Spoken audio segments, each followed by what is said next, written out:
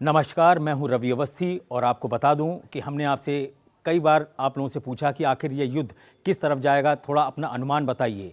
लेकिन हैरानी की बात है, हम सबके अनुमान धरे के धरे रह गए हैं। और वो मैं इसलिए भी बोल रहा हूं क्योंकि जेलेंस्की ने जो क्रिसमस के मौके पर जो बयान दिया है वो किसी बारूदी बयान से कम नहीं है, वो किसी परमाणु जंग से बड़ा बयान कम नहीं माना जाएगा। क्योंकि उन्होंने सीधा सीधा बोला है कि मेरी दिली इच्छा है कि काश पुतिन मारे जाएं और इस युद्ध को रोका जाए। हालांकि जेलेंस्की ने पुतिन का नाम बिल्कुल भी नहीं लिया है, लेकिन सब लोग जानते हैं वो किसके लिए अपनी मनोकामनाएं पूरी कर रहे थे, किसके लिए वो कामनाएं कर रहे थे कि उसकी मौत हो और इस युद्ध को रोका जाए। जब से जेलेंस्की का ये बयान सामने आया है उसके बाद से यूक्रेन के ऊपर काफ़ी तीखे हमले रशिया की तरफ से हुए हैं। आपको बता दें कि क्रिसमस से पहले जो 22 और 23 तारीख को यूक्रेन पर हमले हुए थे उसमें रूस ने लगभग 635 ड्रोन और लगभग 35 क्रूज मिसाइलों का जमकर इस्तेमाल किया था। और इस हमले से बुरी तरीके से जेलेंस्की जो तिलमिला गए थे। हम आगे बढ़ेंगे और ये आपको खबर बताने की कोशिश करेंगे कि आखिर जेलेंस्की के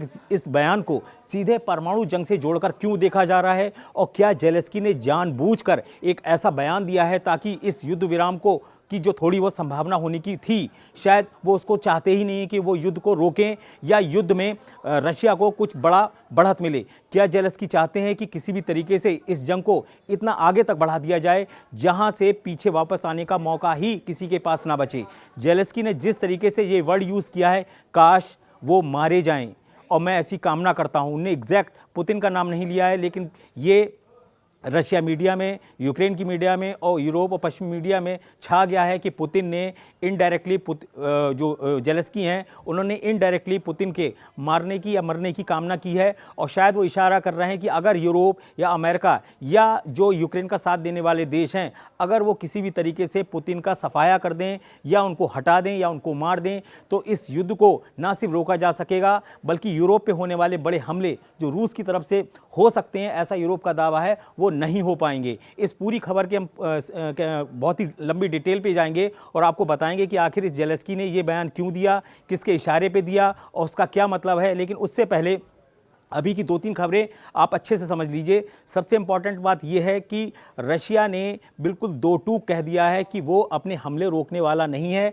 चाहे क्रिसमस का मौका हो या उसके बाद हो। और क्रिसमस निकल ही चुका है, क्रिसमस अच्छे से बीत चुका है, लेकिन रशिया और यूक्रेन में जो क्रिसमस में थे वो धमाके बंद बिल्कुल भी नहीं हुए हैं। और हैरानी की बात यह है कि यूक्रेन ने बहुत दिनों के बाद स्टॉर्म शैडो क्रूज मिसाइलों का इस्तेमाल रशिया के ऊपर हमले में किया है। और ऐसे दावे किए जा रहे हैं कि कम से कम 3 बड़े तेल ठिकाने जो रशिया के थे वो पूरी तरीके से स्टॉर्म शैडो मिसाइल के हमले में तबाह हो चुके हैं। हम आपको बता दें, ये ब्रिटेन ने यूक्रेन को स्टॉर्म शैडो मिसाइलें दी हैं और जो क्रूज मिसाइलें हैं और इनकी मारक क्षमता कहते हैं ना गजब की है। हालांकि दावा किया जाता है कि इनकी रेंज जो है वो 250 किलोमीटर है, लेकिन कुछ ऐसे इसके वर्जन हैं जिसके बारे में दावा किया जाता है कि 550 से लेके 560 किलोमीटर तक इसकी रेंज है। ऐसे में सवाल उठता है कि आखिर एक तरफ जब जेलेंस्की पूरी दुनिया में दौड़ रहे हैं, लंदन, पेरिस, ब्रिटेन, ब्रुसेल्स, हर जगह दौड़ दौड़ के पूछ रहे हैं कि हम इस युद्ध को कैसे रोक सकते हैं, ऐसे माहौल में जब जेलेंस्की जिस तरीके से अटैक अब रशिया के ऊपर करा रहे हैं उसका मकसद क्या है। यहाँ पे 2-3 चीज़ देखने वाली बात यह है कि यहाँ पर जो एक्सपर्ट्स हैं उनका सीधा सा कहना है कि आप इतना मान के चलिए ये युद्ध 2026 में भी उसी रफ्तार से चलेगा जिस रफ्तार से 2025 में चल रहा है। और ये भी दावे किए जा रहे हैं कि 2026 में जो लोग ये दावे कर रहे थे या सर्वेक्षण दावे कर रहे थे रशिया के अंदर या यूक्रेन के अंदर कि 2026 में युद्ध समाप्त हो सकता है, उसके लिए जेलेंस्की का जो एक ताज़ा बयान आया है अभी 24 घंटे पहले, उसने पूरी तरीके से इस युद्ध को परमाणु युद्ध के मुहाने पर पहुंचाने में कोई कसर बाकी नहीं रखी है। इसके पीछे के 2-3 तर्क दिए जा रहे हैं कि आखिर जेलेंस्की ने यह बयान क्यों दिया, और वो भी एक ऐसा माहौल में दिखा के जहाँ क्रिसमस ट्री है, आसपास मोमबत्तियाँ हैं क्रिसमस की, और उसके बीच में से वो किसी के कहते हैं ना मरने की कामना कर रहे हैं और पूरी दुनिया को संदेश दे रहे हैं कि क्रिसमस के मौके पर वो पुतिन को मरता हुआ देखना चाहते हैं। और आने वाले दिनों में अगर पुतिन ख़त्म हो जाते हैं तो जेलेंस्की सोचते हैं कि इससे एक बहुत बड़ा संकट पूरी दुनिया से ख़त्म हो जाएगा। अब आते हैं हम खबर पर कि ये खबर क्या थी। इस खबर के पीछे था जेलेंस्की का वो 20 सूत्रीय फॉर्मूला जिसको रूस ने पूरी तरीके से ठुकरा दिया है। जेलेंस्की को उम्मीद थी कि वो जो उन्होंने यूरोप के नेताओं के साथ, खासतौर से ब्रिटेन, फ्रांस और जर्मनी के साथ मिलकर जो 20 पॉइंट्स बनाए हैं उसको शायद रशिया मान लेगा और ट्रंप दबाव डालेंगे, तो वो 20 पॉइंट के आधार पर जो जेलेंस्की हैं उनको ये लगता है कि अगर मेरे पॉइंट्स को मान लिया गया तो मैं कम से कम दुनिया के सामने ये दिखाने के काबिल रहूँगा कि देखिए हमने रशिया के सामने घुटने नहीं टेके, रशिया ने हमारी शर्तों के आधार पर युद्ध विराम किया है। उस शर्त के अंदर जो 20 पॉइंट जेलेंस्की ने बनाए थे उसमें उन्होंने शर्तों के साथ ये संदेश देने की कोशिश की थी रशिया को कि अगर रशिया पूरे डोनबास पर, जो यूक्रेन का हिस्सा है, उस पर पूरी तरीके से कब्जा चाहता है तो उसको एक डीमिलिटराइज जोन, यानी कि जहां पर किसी की भी सेना मौजूद नहीं रहेगी, एक ऐसा जोन बनाना होगा और हम जो डोनबास का एक बड़ा इलाका है वो रूस को दे सकते हैं शर्तों के साथ, ऐसा जेलेंस्की ने बोला था। तो रशिया ने बोला कि आप उस डोनबास को देने की बात कर रहे हो जो आपके पास है ही नहीं, हमारे पास ऑलरेडी डोनबास का लगभग 80 से 85% इलाका आ चुका है। अगर वैसे देखा जाए तो कहने भर को डोनबास का कुछ इलाका जो है वो यूक्रेन के पास बचा है, बाकी तो रशिया के कब्जे में वैसे ही है।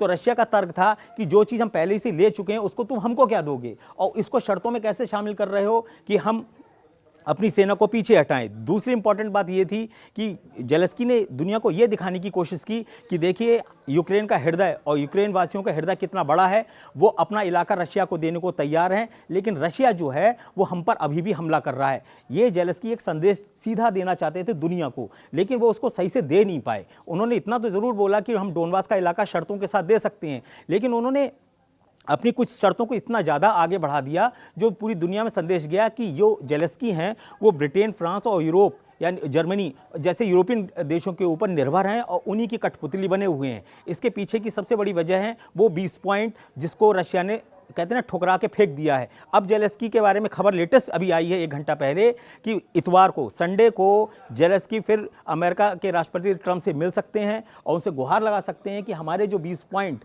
जो है उसके ऊपर पुतिन को राजी किया जाए। फिलहाल पुतिन की तरफ से साफ मना कर दिया गया कि हम ऐसा कोई समझौता नहीं करेंगे। इधर क्या किया है पुतिन ने, यूक्रेन के जो की तरफ से जो स्टॉर्म शैडो मिसाइलों के अटैक हुए हैं उसके जवाब में उसने अपना Tu-95M, आप अभी देख रहे हो यहाँ पे लिखा हुआ, बम वर्षक को उतार दिया है। ये बड़ा ही खतरनाक बम वर्षक रशिया का माना जाता है जिसकी रेंज 12 से 15,000 किलोमीटर तक है, यानी कि वो 12 से 15,000 किलोमीटर तक उड़ान भरकर अपनी मिसाइलों को दाग सकता है। और इसको बोला जाता है कि ये अमेरिका का जो रूस का बियर एच है, इसको बियर एच बोला जाता है। तो बियर एच का मतलब हुआ एक एच नाम का भालू जो बड़ा घातक हमला रशिया की तरफ से करता है। उस बमवर्षक का खौफ इतना ज़्यादा है जिससे ब्रिटेन बुरी तरीके से बौखला गया है। इसका सबसे बड़ा कारण ये है कि रूस ने अपने Tu-95MS बमवर्षकों को जब उड़ाया तो उसके अंदर बहुत सारी क्रूज मिसाइलें थीं जिसमें KH-101 थी जिसकी मारक क्षमता 3,500 से 4,500 किलोमीटर तक है। और ऐसा दावा किया जाता है कि अगर उस वक्त जब रूस के बमवर्षक ब्रिटेन की सरहद के पास में पहुंच गए थे या उनके जल क्षेत्र के आसपास पहुंच गए थे तो वहां से वो बड़ी आसानी से ब्रिटेन पर हमला कर सकते थे। और इस बात से ब्रिटेन हैरान है कि रूस ने इतना बड़ा जिगरा कैसे दिखा दिया कि उनके मिसाइल डिफेंस के सामने सीना चौड़ा करते हुए जो रूस का Tu-95 बमवर्षक है वो सीधा आके खड़ा हो गया और उसने दिखाया कि देखो हम तुम्हारे दरवाजे तक पहुंच गए हैं, जैसे ही तुम कुछ हरकत करोगे हम तुम पर अटैक करेंगे। ये जो जवाब दिया है रशिया की तरफ से वो पुतिन ने यह दिखाने के लिए दिया है कि अगर तुम स्टॉर्म शैडो मिसाइल से हमारे ऊपर हमले कराओगे, हमारे तेल ठिकानों पे हमले कराओगे, रूस को नुकसान पहुंचाओगे तो रूस चुपचाप नहीं बैठेगा। अब सवाल उठता है कि Tu-95MS जो बमवर्षक है रशिया का वो क्यों उतारा है, उसके पीछे की क्या वजह है। इसके पीछे की 2 बड़ी इंपॉर्टेंट वजह हैं। ये एक रणनीतिक बमवर्षक है जो बहुत ही लंबी स्ट्रेटेजी पे और बहुत ही लंबे मिशन पे निकलता है। उसके अंदर जितनी भी क्रूज मिसाइलें हैं वो सब KH-101 सीरीज की हैं जिनकी मारक क्षमता बेइंतहा है, जिसने बुरी तरीके से यूक्रेन के चीथड़े उड़ा रखे हैं। इसमें भी इंपॉर्टेंट बात यह है कि इसकी जो स्पीड है बमवर्षक की वो 920 किलोमीटर प्रति घंटे की रफ्तार से उड़ता है। इसमें 4 टर्बो इंजन हैं जो उसको बेमिसाल ताकत देते हैं। और हैरान करने वाली बात यह है कि ये एक बार में कम से कम 6 से लेकर 16 क्रूज मिसाइलें ले जा सकता है। अब आप अंदाज़ा लगाइए कि अगर एक बमवर्षक के अंदर मैक्सिमम 16 क्रूज मिसाइलें आ गई और KH-101 सीरीज़ की, और ऐसे अगर 2 या 3 बमवर्षक रशिया ने अटैक करने के लिए ब्रिटेन और जर्मनी और फ्रांस की तरफ उड़ा दिए तो आप अंदाज़ा लगाइए कि इन देशों का क्या हाल होगा। इसी को लेकर जो ब्रिटेन है वो हैरान है। और रक्षा एक्सपर्ट्स और वॉर एक्सपर्ट्स का एक और दावा है कि बैरेंट सागर और नॉर्वे की जो सागर में जिस जल क्षेत्र में इस बमबर्षक को उड़ाया गया है वो हैरान करने वाला है। हैरान करने वाला इसलिए है कि ये लगभग 12 से 15 किलोमीटर की ऊंचाई तक उड़ता है। आप अंदाज़ा लगाइए, ज़मीन से 12 से 15 किलोमीटर की ऊंचाई पर उड़ता है। वहाँ पर एयर डिफेंस उसको डिटेक्ट करने में और उसको मार गिराने में इतने आसानी से सक्षम नहीं होंगे। तो ये एक जो क्षमता थी वो गजब की है। रॉयटर्स के ऊपर इस बमबर्षक का एक वीडियो वायरल हो रहा है और उस पर दिखाया जा रहा है कि देखिए -40 डिग्री में खड़े हुए बमबर्षक हमारे यहाँ कैसे उड़ान भरते हैं, कैसे रशिया की मिसाइलें उसके ऊपर लादी गई हैं और कैसे वो टेक ऑफ कर रहा है और कैसे वो आसमान में जा रहा है। इस बमबर्षक को उड़ाने के लिए ही 7 पायलट्स की ज़रूरत पड़ती है। आप अंदाज़ा लगाइए, 7 क्रू मेंबर्स मिलकर इस एक बमबर्षक को उड़ाते हैं। तो इसी से आप अंदाज़ा लगा लीजिए ये जो भीमकाय, जिसको बियर एच रशिया का बोला जाता है, वो कितना ही घातक होगा, जिसको देखकर ब्रिटेन तक कांप गया है। और इसीलिए एक इमरजेंसी मीटिंग तुरंत ब्रिटेन, फ्रांस और जर्मनी की तरफ से बुलाने की संभावना व्यक्त की गई है। और ऐसा दावा किया जा रहा है कि ईयू कि जो बड़े नेता हैं या बड़े देशों के जो नेता हैं उन्होंने सीधे सीधे ट्रम्प से बोला है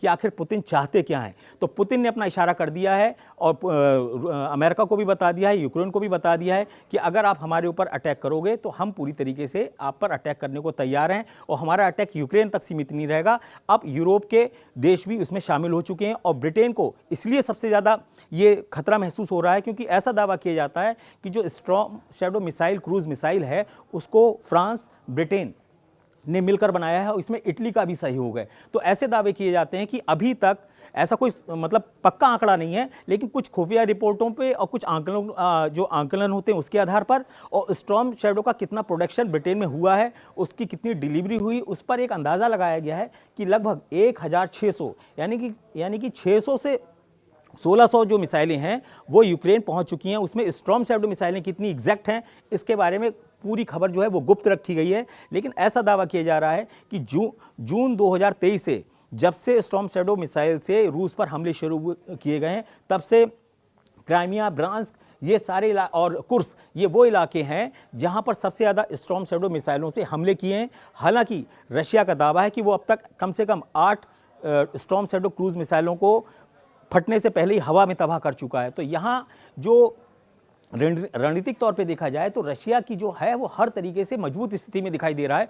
और यहाँ पे क्या दिखा रहा है, रशिया ये दिखा रहा है कि आपकी स्टॉर्म शैडो की मिसाइलें हमारे यहाँ धमाका करके हमारे तेल डिपो को उड़ा दें, 200 मीटर के दायरे में आग फैला दें, उसे आग का दरिया बना दें, रशिया झुकने वाला नहीं है। यही चीज़ वो साबित करने की कोशिश कर रहा है। दूसरी तरफ उसने ये भी दिखाया कि हमारे चाहे बमबर्षक हों और चाहे फाइटर जेट हों, वो सब कुछ आपको अच्छे तरीके से धूल में मिटाने के लिए काफ़ी हैं। हमारे पास ना बमबर्षकों की कमी है, ना फाइटर जेट्स की कमी है, ना मिसाइलों की कमी है, ना ड्रोन्स की कमी है। इसीलिए ये जो Tu-95MS जो आपको हमने यहाँ पे दिखा रहे हैं बमबर्षक, उसको इसीलिए लॉन्च किया गया है कि अगर तुम स्टॉर्म शैडो से हम पर अटैक करना चाह रहे हो तो आप देखिए हम भी अपनी एक क्रूज मिसाइल लाएंगे। आपको बता दें स्टॉर्म शैडो भी एक क्रूज मिसाइल है। और मजे की बात है कि Tu-95MS जो बमबर्षक है उसमें जितनी भी मिसाइलें लगाई जाती हैं वो सब की सब क्रूज मिसाइलें हैं। तो KH-101 जो क्रूज मिसाइल है वो एक तरीके से उसको बोला जाता है कि जो स्टॉर्म शैडो मिसाइल है उससे किसी भी मामले में कम नहीं है, बल्कि रेंज के मामले में इसकी तो रेंज बताते हैं 250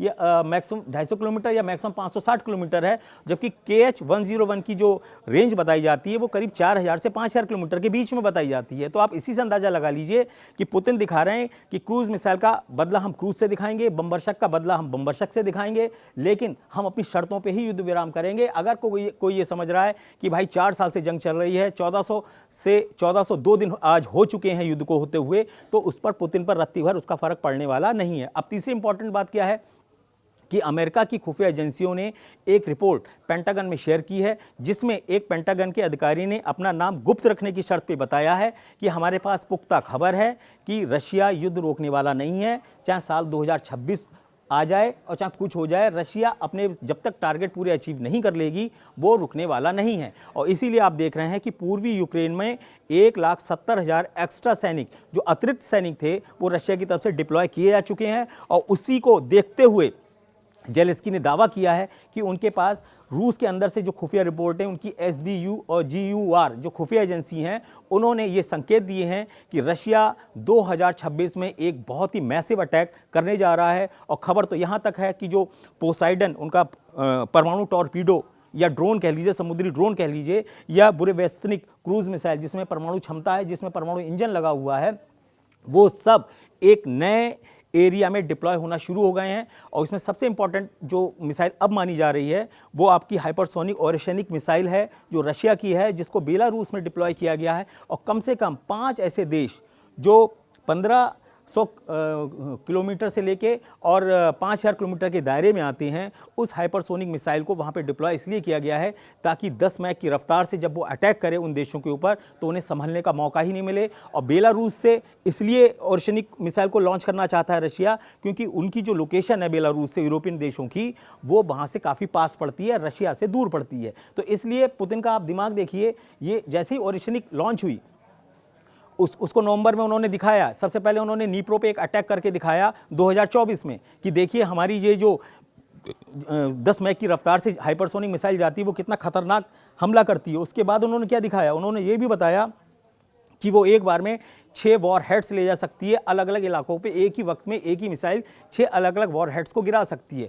तो ओरेशनिक की जो धाक और धमक थी वो यूक्रेन के दिमाग पर बस गई है। उसको ये नहीं समझ में आ रहा है कि अगर इस मिसाइल से हमारे ऊपर एक साथ हमले होने लगे तो हम कैसे बचेंगे। यूरोपियन कंट्रीज़ को ये समझ में नहीं आ रहा है कि अगर रशिया ने इसके अंदर छोटे परमाणु बम इस्तेमाल किए तो हम उससे बचेंगे क्या। इसीलिए लोग कह रहे हैं कि जेलेंस्की ने बौखलाहट में जो पुतिन के मरने की कामना की है वो उसको बैकफायर करेगा। और रशिया से जो थोड़ी बहुत उम्मीद मानी जा रही थी कि वो शायद एक बार को यूक्रेन की और अमेरिका की बात मान लेगा या उनका लिहाज रखेगा, अब ऐसा दूर दूर तक होने वाला नहीं है।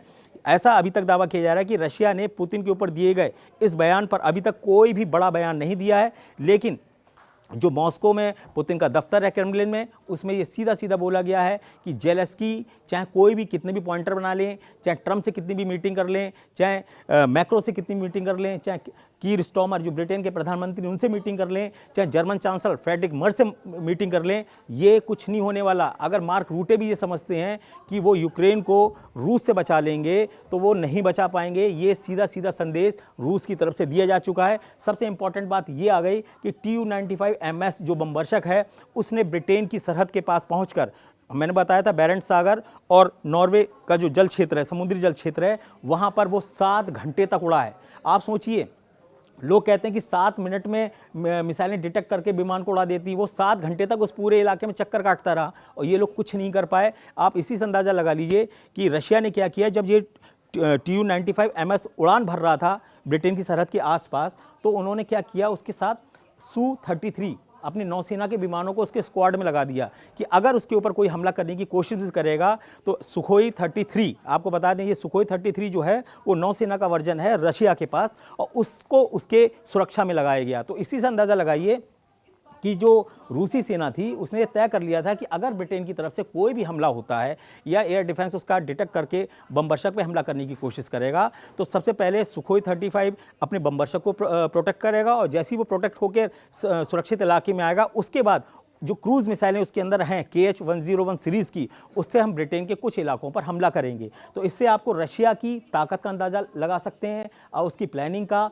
और उसके बड़े हौसले का अंदाज़ा लगा सकते हैं कि एक रशिया अकेले 80 से 81 यूरोपियन और पश्चिमी देशों से अकेले मोर्चा ले रहा है। मैं आपको फिर बताना चाहता हूँ कि ये पहले ही हो चुका है कि पूर्वी यूक्रेन का सिर्फ दिसंबर का आपको बता रहा हूँ, दिसंबर 2025 में अब तक, सॉरी पूरे 2025 का अब तक का आंकड़ा बता रहा हूँ कि 5100 से लेके 6300 वर्ग किलोमीटर का इलाका, नया इलाका रशिया अब तक जीत चुका है। उसने बोला ये थोड़ा बहुत जो तुम्हारा डोनबास का 8-10% जो बचा है उसको भी दे दो, क्योंकि लुहांस्क और डोनेस अगर इन दोनों को मिला दो, जो डोनबास का पार्ट है यानी कि जो डोनबास के अंदर आते हैं, वो भी करीब 75 से 80% रशिया के कब्जे में आ चुका है।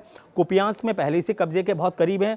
प्रकोवोस्क के बारे में बताया जाता है जो रणनीतिक रूप से बहुत ही इंपॉर्टेंट शहर है यूक्रेन के लिए, जिसके बारे में बताया जाता है कि अगर प्रकोवोस्क पूरी तरीके से रशिया के कब्जे में आ गया तो आप ये मान के चलिए कि यूक्रेन अपना पूर्वी किला यानी कि पूर्वी यूक्रेन पूरी तरह से हार जाएगा और उसको बचाने वाला कोई नहीं होगा। अब सवाल उठता है कि जेलेंस्की ने ऐसी चाल क्यों चली कि उन्होंने डोनबास का प्रपोजल रशिया के सामने रख दिया और उनसे बोला कि अगर आप शर्तों के साथ हमारी बात मान लेंगे तो हम आपको डोनबास दे देंगे। उसके पीछे का सीधा सा मकसद है, जेलेंस्की अच्छे तरीके से जानते हैं कि डोनबास उनके हाथ से निकल चुका है। उनके जो जनरल हैं सिरेस्की, जो डंके की चोट पर कह रहे थे कि हमारे प्रकोप इलाके को कोई जीत नहीं सकता, कोपियांस को नहीं जीत सकता, वो सब कुछ उनके हाथ से निकलता जा रहा है। इसलिए उन्होंने नाक बचाने के लिए एक नया तरीका निकाला कि उन्होंने ऑफर कर दिया रशिया को कि हम आपको ये दे देंगे। तो कल को उनके ऊपर जो हार का धब्बा लगेगा वो नहीं लगेगा, वो ये बताया जाएगा भाई यूक्रेन ने बड़ी मौतों को रोकने के लिए, बड़ी जंग को रोकने के लिए बलिदान दिया और अपनी ज़मीन उठा के रशिया को दे दी। लेकिन यहाँ पे पुतिन ने वो मौका भी नहीं दिया। जेलेंस्की इसी बात से बौखलाए हुए हैं कि तुम मुझे मार भी रहे हो और तुम मेरी बात भी नहीं मान रहे हो, हम अपना इलाका भी तुम्हें देने को तैयार हैं, तब भी तुम नहीं ले रहे हो। तुम ये दिखा रहे हो कि हम तुम्हारे थप्पड़ मारते जाएंगे और तुम्हारा इलाका छीनते जाएंगे। जेलेंस्की इसीलिए बौखला गया और उन्होंने क्रिसमस के मौके पर पुतिन को क्या ना मरने की कामना कर डाली। तो ऐसी स्थिति में अब जो अंदाज़ा लगाया जा रहा है वो यही लगाया जा रहा है कि रशिया अब ये मान के चल चुका है कि यूरोप ने इस युद्ध विराम समझौते की जो थोड़ी बहुत उम्मीद थी उसको चकनाचूर कर दिया है। फ्रांस, ब्रिटेन और जर्मनी जो चाहते थे वो एक तरीके से उसमें सफल हो रहे हैं। अब ये युद्ध विराम आसानी से होने वाला नहीं है।